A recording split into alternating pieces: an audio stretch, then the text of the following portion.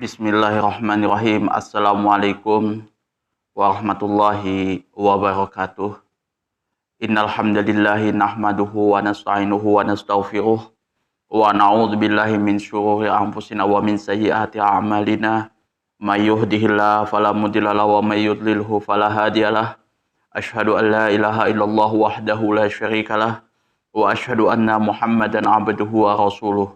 Allahumma sholli ala Sayyidina Muhammad wa ala ali Sayyidina Muhammad kama shallaita ala Sayyidina Ibrahim wa ala ali Sayyidina Ibrahim wa barik ala Sayyidina Muhammad wa ala ali Sayyidina Muhammad kama shallaita ala Sayyidina Ibrahim wa ala ali Sayyidina Ibrahim fil alamin innaka Hamidum Majid.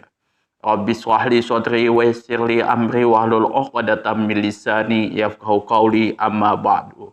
Hadirin hadirat jamaah kaum muslimin wal muslimat yang dirahmati oleh Allah Subhanahu wa taala. Kali ini kita akan membahas tentang syarat-syarat sholat. Nah, kita sudah membahas di bab sebelumnya, itu bab azan, kemudian bab azan, apa lagi?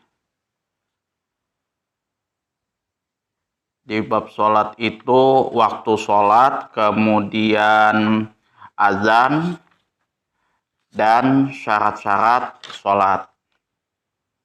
Di bab sholat ini nanti kita akan lanjut terus sampai yang terakhir nanti ya, dari bab sholat. Ini hadis nomor 205 membahas tentang syarat-syarat sholat. Nah, di video kali ini, pada syarat-syarat sholat ini adalah salah satu syarat sholat adalah suci dari hadas kecil dan hadas besar. Nah, jadi kalau teman-teman mau mengerjakan sholat, salah satu hadis yang membahas tentang kesucian kita, baik itu hadas kecil dan hadas besar, ini dibahas nomor 205, dan ini menjadi dalil para alim ulama bahwasanya segala sesuatu yang keluar dari dua jalan, nah itu semuanya membatalkan sholat, baik itu dari kubul dan dubur, itu membatalkan sholat. Hadisnya di dalam kitab Bulughul Maram tercantum di nomor 205 yang diriwayatkan oleh Ali bin Abi bin Tolqin. An Ali ibni Tolqin radhiyallahu anhu qala Rasulullah sallallahu alaihi wasallam, "Idza fasa ahadukum fi sholati falyansharif wal yatawadda wal ya'udis sholata." Rawahul khamsatu wa shahahahu Ibnu Hibban. Wa an Ali ibnu Tolqin, dari Ali ibnu Tolqin radhiyallahu anhu, semoga Allah meridhoinya, qala telah berkata, qala Rasulullah sallallahu alaihi wasallam, telah bersabda Rasulullah sallallahu alaihi wasallam, iza fasa, apabila kalian telah kentut, ahadukum, salah satu di antara kalian, fi sholati, di dalam sholat, falyan sharif, maka hendaklah seseorang tersebut pergi, wal yatawadda, kemudian berwudulah, wal ya'udis sholata, kemudian ulangi sholat tersebut. Rawahul khamsah, yang mana hadis ini diriwayatkan oleh Imam Khamsah, wa shahahahu Ibnu Hibban, dan disahihkan oleh Ibnu Hibban. Jadi kalau misalkan di sini ada teman-teman yang kentut dalam sholatnya, maka hendaklah seseorang tersebut pergi meninggalkan sholatnya, dan seseorang tersebut berwudu kembali dan mengulangi sholatnya. Ya, jadi kalau teman-teman itu kan biasa kentut di waktu sholat, itu tata caranya adalah wudu, tinggalkan sholatnya, wudu kembali, baru ulangi sholatnya, seperti itu. Makna keseluruhannya adalah hadas yang keluar dari salah satu dua jalan itu membatalkan wudhu. Dua jalan di sini maksudnya adalah kubul dan dubur di sini. Jadi kalau di dalam kitab-kitab kuning itu tidak vulgar disebutkan ya, bahwa itu kubul dan dubur. Ini dua jalan. Jadi dua jalan itu yang dimaksud adalah kubul dan dubur, bukan muntah dari dari mulut atau keluar hingus gitu kan. Nah, itu beda. Nah, ini yang dimaksud dua jalan ini adalah kubul dan dubur. Hal ini telah disepakati oleh semua ulama. Jadi ijma ulama, semua ulama mensepakati bahwa hadas yang keluar dari dua jalan itu membatalkan sholat. Maka sholat seseorang tersebut menjadi batal pula karenanya. Jadi hadas yang keluar dari dua jalan, kubul dan dubur, itu membatalkan wudhu. Nah, kalau sudah membatalkan wudhu, otomatis membatalkan sholat. Nah, kita analisis lafadznya ya kan. Syurut di sini lafadz jamak daripada syartun. Menurut istilah bahasa artinya tanda. Sedangkan kalau tadi menurut bahasa itu adalah tanda, kemudian kalau kita melihat lagi dari istilahnya dari para ahli fiqh, fuqaha, ialah sesuatu apabila tidak dipenuhi maka tidak akan ada sesuatu yang lain. Jadi apabila sesuatu ini tidak dipenuhi, maka sesuatu yang lain juga tidak akan ada. Jadi kalau misalkan syarat-syarat ini tidak dipenuhi, maka yang mau kita kerjakan ini tidak akan mungkin bisa diterima. Jadi tidak sah sholatnya seperti itu. Dan keberadaannya tidak memastikan ada atau tidaknya sesuatu tersebut. Jelasnya adalah sesuatu yang harus dipenuhi. Jadi syarat-syarat ini adalah sesuatu yang harus kita penuhi sebelum kita melakukan pekerjaan yang lain, ibadah yang lain. Kalau misalkan kita mau sholat, maka syarat-syarat ini harus kita perhatikan. Salah satunya adalah suci badan kita, kemudian pakaian dan tempat sholat. Nah, itu salah satunya. Kemudian kita juga tidak dalam keadaan berhadas. Jadi kesucian badan ini salah satunya kita tidak dalam keadaan berhadas. Nah, suci ini dari hadas dan najis. Seperti itu. Hadas itu apa? Nah, hadas itu ya kemarin kita sudah bahas. Hadas itu adalah sesuatu yang keluar dari dua jalan, yaitu baik buang air kecil dan buang air besar. Itu hadas kecil. Nah, kalau misalkan hadas besar itu adalah mani, wadi dan lain sebagainya, itu hadas besar. Mani itu hadas besar, kita harus mandi, kemudian haid, nifas dan lain sebagainya. Jadi hadas besar itu adalah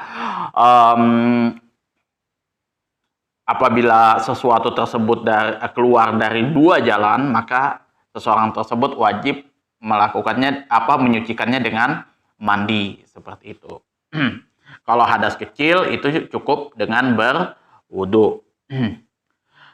Kemudian fasa di sini arti al-fusa ialah keluarnya angin dari tubuh tanpa suara. Jadi keluarnya angin dari dubur tanpa suara itu namanya al-fusa. Sedangkan dengan suara dinamakan ad-durat. Kentut. Jadi kalau fusa saja, kalau al-fasa di sini artinya keluarnya angin dari dubur tanpa suara. Jadi bukan cuman ya nggak ada suaranya, tapi ya baunya kemana-mana. Itu namanya fusa. Tapi kalau durot itu dengan suara. Ya sudah tahu lah teman-teman ya, pasti tahu. Kemudian kalau kita lihat dari fikih hadisnya, keluar angin dari dubur itu membatalkan wudhu. Jadi, nah fusa di sini masuk dalam kategori hadas kecil, ya hadas kecil. Jadi hadas kecil ini salah satu cara mensucikannya adalah dengan berwudhu seperti itu. Jadi kita ulangi wudhu. Tapi kalau misalkan itu hadas besar, keluar mani, kemudian haid dan lain sebagainya, itu kita mensucikannya dengan cara mandi wajib. Kemudian dikiaskan dengan semua yang keluar dari dua jalan, kubul dan dubur. Jadi fusa di sini adalah dalil dalil induknya, usulnya, yang mana nanti di sini semua yang keluar dari dua jalan, baik itu kubul dan dubur, hadas kecil dan hadas besar, itu membatalkan kepada wudhunya, kemudian juga membatalkan kepada sholatnya. Nah, kalau misalkan seseorang tersebut keluarnya itu hadas besar, kayak haid, nifas, dan lain sebagainya, maka dia bukan berwudhu, tapi dia bersuci, mandi wajib lah seperti itu, keluar mani dan lain sebagainya. Tapi kalau misalkan seseorang tersebut keluar dari kubul dan duburnya itu misalkan kentut atau kencing misalkan, atau sudah mau pup ya seperti itu, mau buang air besar, maka dia selesaikan dulu hajatnya, baru dia mengulangi wudhunya dan mengulangi sholatnya. Itu jadi semua yang keluar dari kedua jalan kubul dan dubur itu membatalkan wudhu dan otomatis juga membatalkan sholatnya. Sholat batal karena keluarnya hadas dan wajib diulangi lagi. Jadi ulama sepakat kalau misalkan seseorang tersebut keluar segala sesuatu hadas tadi dari kedua jalan, ulama sepakat sholat wudhu dan sholatnya batal dan mesti harus diulangi lagi. Kemudian di sini perawi hadisnya siapa? Perawi hadisnya adalah Ali ibnu Tolqi. Imam Bukhari dan Imam Ahmad mengatakan bahwa Ali ibnu Tolqi dan Tolqi ibnu Ali merupakan nama satu orang. Jadi ada dua penyebutannya, Ali ibnu Tolqi, kemudian Tolqi ibnu Ali, yang mana ulama sepakat, Imam Bukhari dan Imam Ahmad mengatakan bahwa ini merupakan satu orang yang sama. Biografinya telah diterangkan jauh sebelum ini. Jadi sudah kita bahas di bab sebelumnya, ya kan? Itu Ali ibnu Tolqi. Saya juga lupa ini di bab berapa kita jelaskan, tapi mungkin nanti teman-teman bisa cek saja nanti periwayat Ali ibnu Tolqi itu. Jadi Ali ibnu Tolqi ibnu Ali itu satu orang yang sama, ya, menurut Imam Bukhari dan Imam Ahmad. Jadi kita ulang lagi, yang membatalkan sholat adalah semua yang keluar dari kedua jalan, segala sesuatu yang keluar dari dua jalan, kubul dan dubur, itu membatalkan wudhu dan sholatnya. Ya, jadi teman-teman tinggal cek aja ini masuk dalam kategori hadas kecil atau hadas besar. Kalau hadas kecil itu ya kentut, buang air kecil, kencing dan buang air besar itu.